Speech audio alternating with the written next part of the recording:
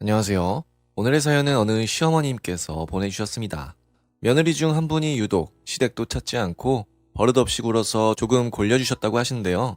어떻게 며느리를 골려주셨을지 한번 읽어보겠습니다. 안녕하세요. 저는 어느덧 환갑 지나고도 5년 정도 더 지난 여자입니다. 적은 나이는 아니지만 요즘은 100세 시대라고 하니 어떻게든 젊게 살아보려고 노력하고 있어요. 제게는 아들만 셋이 있습니다. 그리고 새 며느리를 두게 되었는데요. 먼저 첫째 며느리 이야기를 하자면 전업주부입니다. 이 아이는 따로 일을 하지는 않지만 그야말로 현모양처 그 자체라고 할 만해요. 제가 처녀이던 시절에도 이 아이처럼 현모양처 스타일의 며느리 얻기는 쉽지 않았을까 싶거든요. 정말 보고 있으면 부처님을 보는 것 같아서 감히 함부로 성을 못 낼 정도로 천사 같은 며느리입니다. 종종 일을 시킬 때가 있던가 찾아오라고 하면 한 번도 싫은 소리를 한 적이 없어요. 우리 아들도 자기 인생 최고의 복이 자기 와이프 만난 것이라고 하고 저도 그 말이 맞다고 생각해요. 며느리가 전업주부라고 불만이 있는 것도 아닙니다. 그만큼 현모양처 역할을 잘해주고 또 장남이 많이 버니까요. 그래서 첫째 며느리에게는 아무 불만이 없습니다. 개인적으로 제일 좋아하는 건 첫째 며느리이지만 셋째 며느리에게도 별 불만은 없어요. 이 아이는 첫째와는 달리 바깥일을 하는 애입니다. 그것도 자기 남편만큼 어쩌면 자기 남편 이상으로 바쁜 애예요. 무슨 일 하냐 물었더니 우리나라 웹툰 콘텐츠를 해외에서 서비스하는 일이라고 하더군요. 저는 웹툰인지 뭔지 안 봐서 그 애가 무슨 일을 하는 건지도 여전히 이해를 못하고 있어요. 하지만 무척 바삐 살고 그만큼 수입도 좋은 며느리입니다. 실제로 보고 있으면 우리 셋째보다 며느리가 훨씬 바쁘고 더 잘 나가는 것 같아요.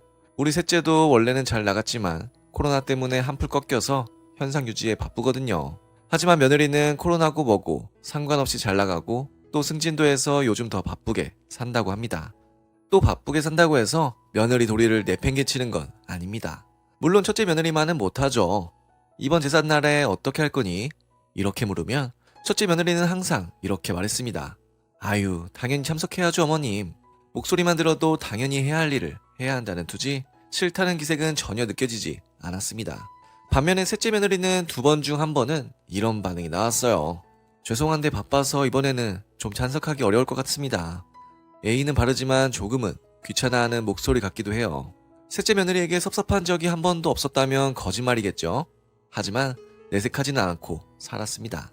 정말 바쁠 때를 제외하면 그래도 자기 도리는 지키려 노력하는 모습은 보였거든요. 노력하는 것과 실제로 지키는 건 다를 수 있지만 며느리 처지에서 자기 집안과 시댁 평화까지 지키려고 조금은 노력을 해야 한다는 게 제 생각입니다. 그래서 셋째 며느리에게도 별다른 말 하지 않고 살았거든요. 문제는 둘째 며느리입니다. 이 아이는 막말로 하면 양아치랄까요? 일은 한다는데 무슨 직장이냐고 물으면 얼버무리고요. 수입이 얼마냐고 물어도 얼버무립니다. 제가 직접 며느리에게 물은 게 아니에요. 아들에게 넌지시 물어봤는데 직장인이 수입이나 하는 질문에 대답을 못하더군요. 모르긴 몰라도 제대로 된 직장이면 보란듯이 이야기를 할 텐데 그 정도 질문에도 대답을 못하고 또 며느리 행색을 보면 견실한 사람과는 거리가 있는 게 사실입니다. 머리부터 패션, 화장까지 보통 32살 여자가 하고 다니는 건 아니거든요. 아직 젊은 애의 개성이라고도 할 수 있지만 기반을 잡고 개성을 찾아야지 기반도 못 잡은 애가 머리에 화장, 개성만 찾는 것부터가 못마땅합니다. 여기까지였다면 며느리 인생, 며느리가 사는 거지 제가 간섭 안 해도 무방했겠죠. 그런데 며느리는 자기 의무를 제대로 안 지키는 아이였습니다. 시댁에 정말 코빼기도 안 비치는 수준이었어요. 결혼하고 처음 몇 번은 제가 모른 척했어요. 신혼이다 바쁘다 기타 등등 사정이 있을 거로 생각했죠.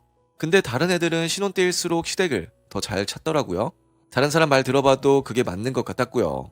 하지만 둘째 며느리는 신혼 때부터 시댁에 정말 코빼기도 안 비쳤습니다. 신혼생활 지나고 나이가 좀 들면 나아질 줄 알았어요. 그렇지 않더라고요. 몇 년이 지나도 여전히 시댁에 그림자도 안 비쳤습니다. 그 애가 알아서 시댁에 온 적은 한 번도 없고요. 제사도 몇 번 통틀어 딱 1번만 참석했고요. 명절 때도 제 기억이 맞는다면 2번인가 밖에 안 왔을 겁니다.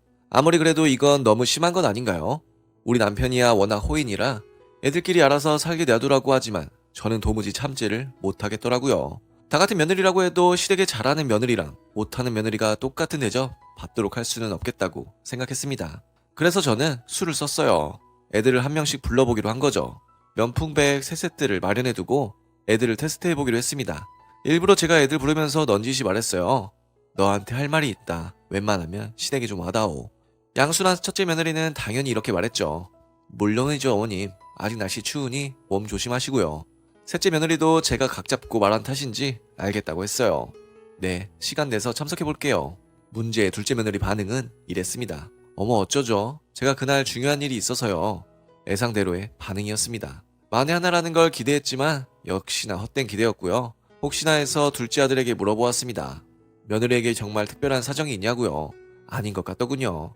아들이야 자기 부인이니까 어떻게든 편들어주려 하지만 별것 아닌데 시댁 안 오려 하는 눈치인 게 눈에 보였습니다.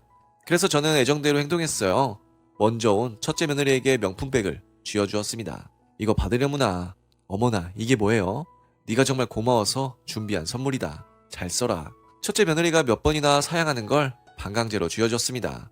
며칠 후 찾아온 셋째 며느리에게도 명품백을 쥐어줬어요. 자, 선물이다. 이렇게까지는 안 하셔도 되는데요. 셋째 며느리는 몇 번 사양하는 척하다 좋다고 봤더군요. 그리고 얼마 후 둘째 며느리에게 다시 전화해 보았습니다. 할 말이 있는데 와주겠니? 물론이죠, 어머님.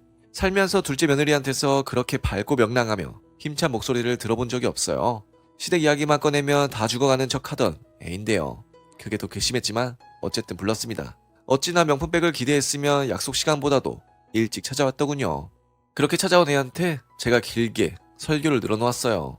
화를 내봤자 제 혈압만 오를 것 같아서 일부러 몇 시간에 걸쳐서 질질 끌며 며느리 된 도리에 관한 이야기를 늘어놓았습니다. 둘째 며느리가 좀이 쑤셔하는 게 눈에 보이더군요.